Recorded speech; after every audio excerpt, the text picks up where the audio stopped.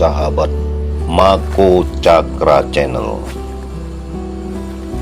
Pada kesempatan kali ini kita kembali berjumpa. Saat ini Mako Cakra sedang melihat tanaman-tanaman yang memiliki anugerah keindahan. Kita lihat beragam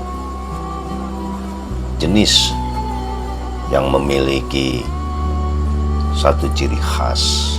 Namun kali ini kita sedang menelaah tentang daun yang ada pada tanaman. Daun adalah salah satu bagian dari tumbuhan yang memiliki fungsi khusus. Salah satu peranannya sangat penting terhadap kelangsungan kehidupan tanaman itu sendiri.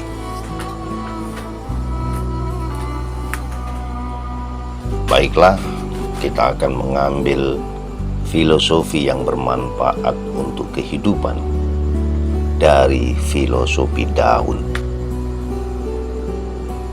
Semoga dari filosofi daun ini bisa kita jadikan referensi perpustakaan tambahan ilmu pengetahuan kita. Yang pertama, jika kita melihat dari filosofi daun bisa menjadikan salah satu sarana pemikiran bagi kepribadian kita agar mandiri. Daun adalah bagian dari tumbuhan yang berperan sebagai tempat untuk membuat makanan bagi tumbuhan. Dapur pengolah bahan makanan untuk didistribusikan ke batang, cabang, ranting, maupun yang lainnya. Ini bisa kita buktikan dengan adanya proses fotosintesis yang berlangsung di daun. Dari daun inilah bisa membuat kita sadar bahwa betapa pentingnya kita untuk menjadi sosok yang mandiri, bahkan bisa memberi manfaat untuk orang lain. Yang kedua, dari daun kita bisa mencontoh bahwa daun tidak pernah egois. Keberadaan daun sendiri dalam tanaman dan tumbuhan di pohon, kelahirannya tentunya bukan terjadi secara tiba-tiba.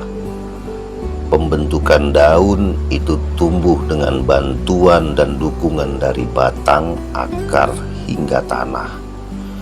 Maka dari itu, setelah tumbuh, daun kemudian membuat makanan bagi tumbuhan dan membagikannya kepada seluruh bagian tumbuhan.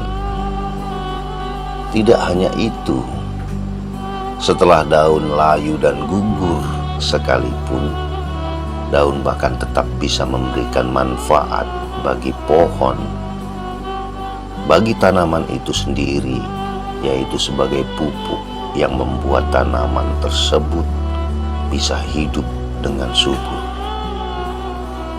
Subhanallah walhamdulillah, bahkan ketika akhir hayat tugas dari daun, ia pun masih bisa menjadikan pupuk. Dan yang ketiga adalah bagaimana cara kita beradaptasi, mencontoh dari daun itu sendiri. Saat mengalami perubahan musim, tak jarang kita melihat daun yang gugur dan layu. Tak hanya itu, kita juga mungkin pernah melihat bentuk daun yang beraneka ragam, seperti duri pada tumbuhan kaktus yang berfungsi sebagai daun. Perubahan daun dan perbedaan bentuk daun itulah cara daun menyesuaikan diri terhadap cuaca yang ada.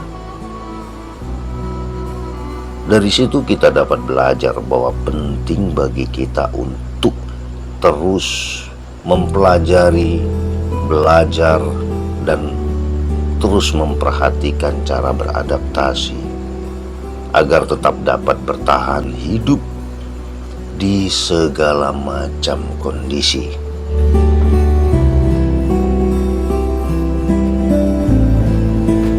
Itulah sahabat Mbako Cakra Channel, sedikit pelajaran dari filosofi daun yang bisa kita terapkan dalam kehidupan kita.